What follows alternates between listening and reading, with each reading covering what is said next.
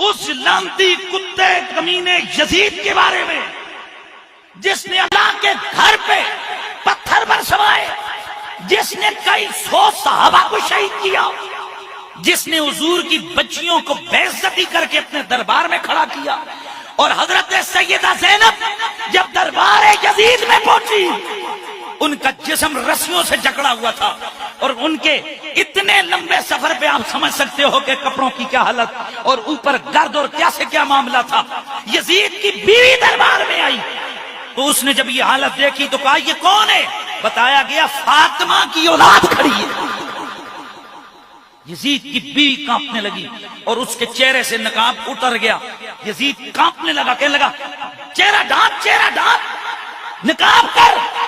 تڑپ کے کہنے لگی یزید کی بیوی، ارے بکواس، تجھے میری حیا ہے، حضور کی بچیوں کی حیا نہیں ہے، کہاں کھڑی کی ہوئی ہے؟ ہزار جرم اس کتے کے ایک طرف ہوں، نبی کی بچیوں کو اس طرح بھرے دربار میں قیدی اور مجرم بنا کے کھڑا کرنا، اور پھر سیدہ زینب سلام اللہ علیہا آپ کو اس قسم کے جملے کہنا کہ کیسی لگی تمہیں ذلت، دیکھ تیرے بھائی کے ساتھ ہم نے کیا کیا۔ سیدہ زینب نے آگے سے جواب دیا، میں اس تفصیل میں نہیں جا رہا، لیکن اس کمینے نے وہاں بیٹھ کے امام علی مقام کے سر انور پہ چھڑیاں ماری، جس سے آپ کے دندان مبارک پہ چھڑیاں پڑی۔ حضرت ابو برزہ اسلمی آپ نے فرمایا آپ پیچھے کر، ان ہونٹوں کو میں نے حضور کو بارہا چومتے دیکھا ہے، ان دانتوں پہ میرے نبی نے بارہا بوسے دیے ہیں، ہاتھ ہٹا، چھڑی ہٹا ان دانتوں سے۔ گرامی المرتبت حاضرین، یہ سب ظلم کہاں ہوئے؟ دربار یزید کے اندر ہوئے، اور پھر اس کتے نے وہاں شعر پڑے کہ کاش آج میرے وہ بدر کے مرے ہوئے میرے باپ دادے زندہ ہوتے تو وہ دیکھتے کہ میں نے کیسا بدلہ لیا ہے، میں ان کی اولاد میں سے نہ ہوتا اگر میں محمد کی آل سے بدلہ نہ لیتا۔ اور پھر شراب پی، خوشی میں جھوما، خوشی میں رقص کیا، امام علی مقام کی شہادت کی خوشی میں اس لعنتی نے وہاں جشن کا سما کیا، اور اس کے بعد دلائل دینے کے لیے کہنے لگا میں حق پہ ہوں اور یہ باطل پہ ہیں۔ اور پھر جب سیدہ زینب کو کہا دیکھ کون عزت والا ہے، کون ذلیل ہے، سیدہ مسکرائی۔ آپ نے فرمایا یزید تیرے پاس فوج ہے، تیرے پاس قوت ہے، تیرے پاس دولت ہے، تیرے پاس حکومت ہے، لیکن اللہ کی عزت کی قسم ہے تو ہمارا ذکر کبھی مٹا نہیں سکتا ہے۔ آپ پڑھیے، چھوڑیے لمبی چوڑی بات کو، میں آپ سے دعوت دیتا ہوں، مولویاں دے جا کے 2-2 گھنٹے بہ جاندے ہو، کدی خود کتاب کھول کے پڑھ لو، خود ننگے ہو جان گے مولوی یہ 2 نمبریاں کرن والے۔ جاؤ اہل سنت کی معتمد علیہ کتب کو پڑھو، کچھ بھی نہ پڑھنا، صرف یہ پڑھنا کہ سیدہ زینب نے دربار یزید میں کھڑے ہو کے خطبہ کیا دیا ہے، تمہاری آنکھیں کھلی کی کھلی رہ جائیں گی، کیونکہ وہ خطبہ نہیں ہے، وہ یزید کے کرتوتوں کی FIR ہے، یزید کے کرتوتوں کی FIR ہے۔ سیدہ زینب نے ایک ایک جرم اس کے سامنے بیان کیا۔ واہ علی کی بیٹی، ہاں ان کو پتا تھا کہ ایک زمانہ آئے گا کچھ یزیدی ایسے ہوں گے جو اپنے باپ کے حق میں اس کو کلین چٹ دینے کی کوشش کریں گے۔ سیدہ زینب نے فرمایا کہ پیٹھ پیچھے نہیں، منہ پہ ساری باتیں کریں، تمام کتابوں کو اٹھاؤ، ایک کتاب میں بھی نہیں ہے کہ یزید نے سیدہ زینب کے لگائے ہوئے اعتراضات اور ان کے بیان کردہ حقائق کا انکار کیا۔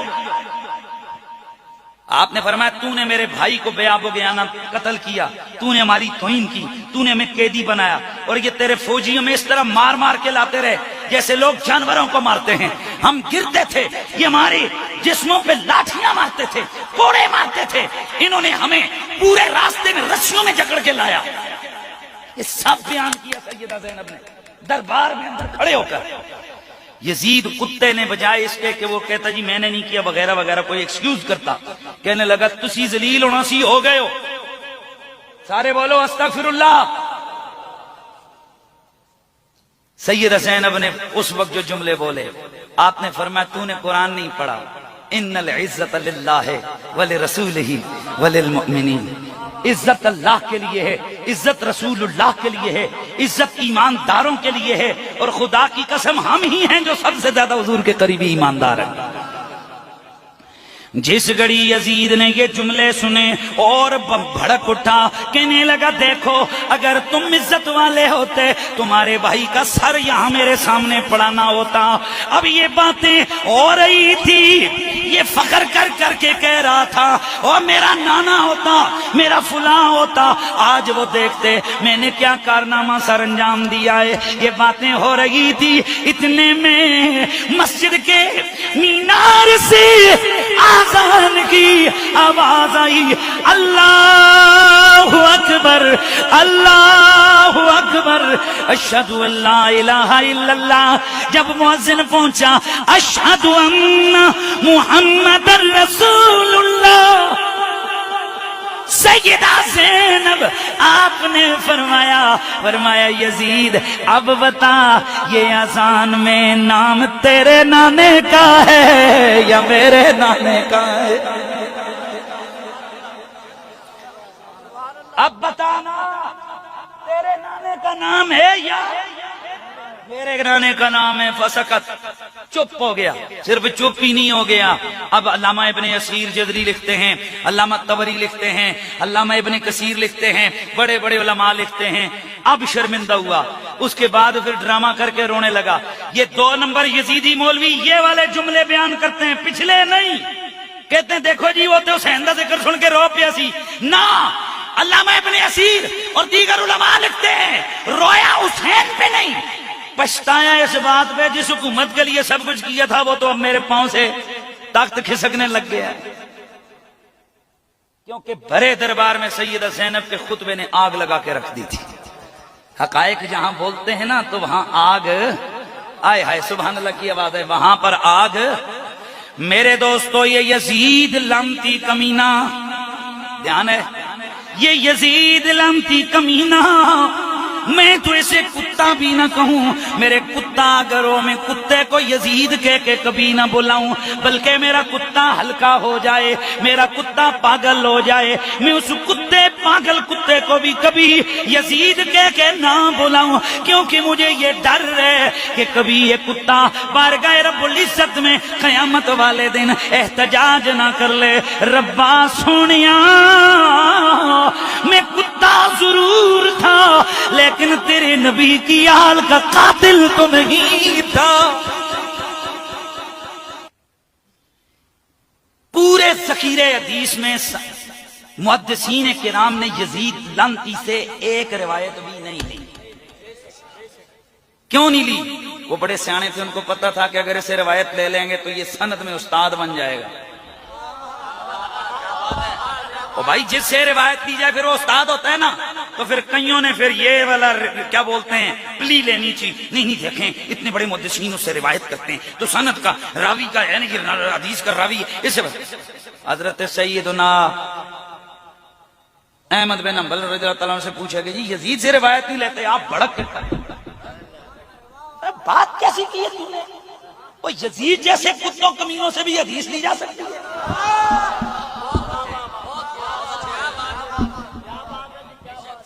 یعنی سوال پہ برہم ہو گئے حضرت امام احمد بن حنبل. اسی طرح امام احمد بن حنبل کے بیٹے کے بارے میں آتا ہے، سوال پہ بھڑک اٹھے. آپ نے فرمایا کہ یہ جو تم نے کیا ہے، تم کہتے ہو کہ یزید سے روایت دی جائے تو کیوں نہیں لی؟ جب حدیث کی سند نہیں تو فقہ کی تو ہے ہی نہیں، اور فقہ کی نہیں ہے تو روحانیت والا تو کھاتا ہی دوسری طرف ہے. بولو یار. پھر ہم سوال پوچھنا چاہتے ہیں کس رشتے سے تمہارے ذہنوں میں اس کی محبت کا ایک جس کو کہتے ہیں نا ایک ذرہ اور دانہ بھی آ گیا ہے. جب رشتہ ہی کوئی نہیں، نہ ایمان والا، نہ شریعت والا، نہ طریقت والا، نہ کتاب والا، کوئی ہے ہی نہیں ہے، تو پھر اس کا نام کیسے؟ اور دوسری طرف دیکھو حسین کہاں کہاں چھوڑو گے. نماز میں حسین ہے کہ نہیں ہے؟ ہے کہ نہیں ہے؟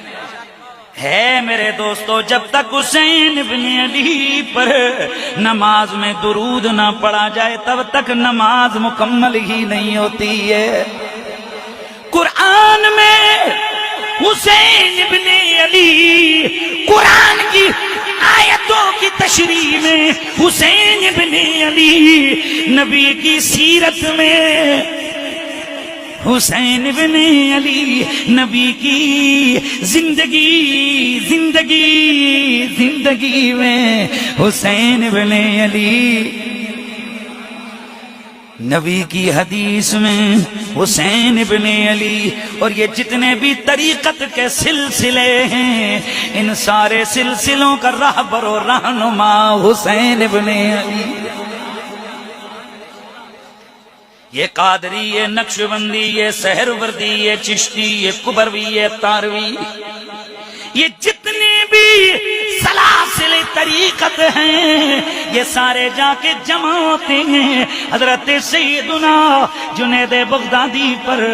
جنید بغدادی دو واسطوں سے مرید امام علی رضا کے، امام علی رضا اپنے والد کے، وہ اپنے والد کے، وہ اپنے والد کے، اور وہ اپنے والد امام حسین کے۔